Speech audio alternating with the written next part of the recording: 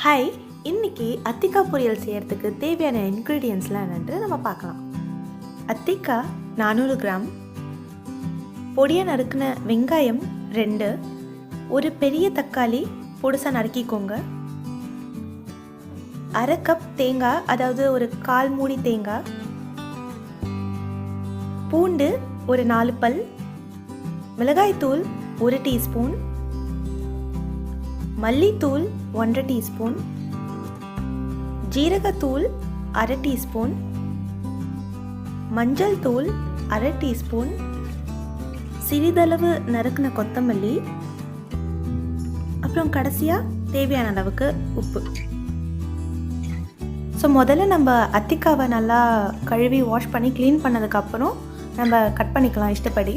இங்கே இது ரொம்ப பிஞ்சு அத்திக்காய், சின்ன அத்திக்காய், ஸோ 2ஆக வெட்டியிருக்கோம். உங்களுக்கு பெருசாக இருந்துச்சுன்னா 4ஆக வெட்டிக்கோங்க.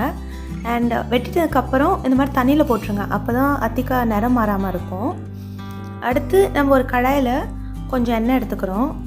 அண்ட் அதில் நம்ம நறுக்கி வச்சுருக்க வெங்காயத்தை சேர்த்து நல்லா வதக்குறோம்.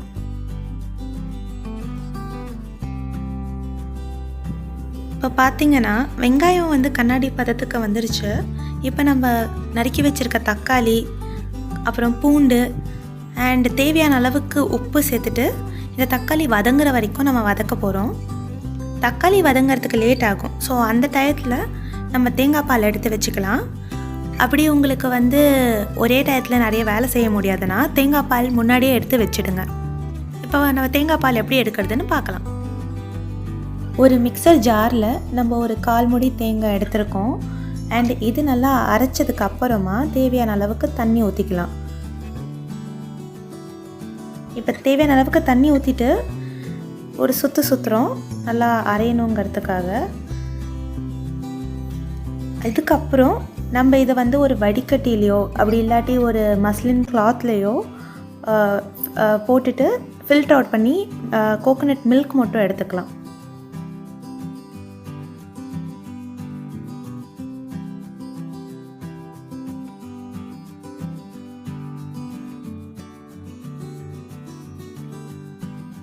ஸோ நம்ம தேங்காய் பால் ரெடி ஆகிடுச்சு. நம்மளோட தக்காளி நல்லா வதங்கிடுச்சு இப்போது. அண்ட் இந்த ஸ்டேஜில் நம்ம மிளகாத்தூள், மல்லித்தூள், ஜீரகத்தூள், மஞ்சள் தூள் இதெல்லாம் சேர்த்துட்டு நல்லா மிக்ஸ் பண்ணிடலாம்.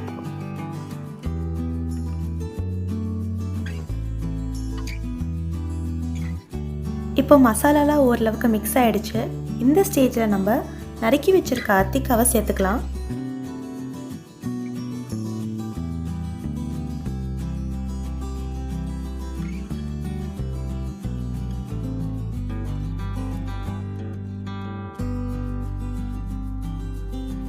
இப்போ பார்த்தீங்கன்னா மசாலா ஈவனாக கோட் ஆகிடுச்சு.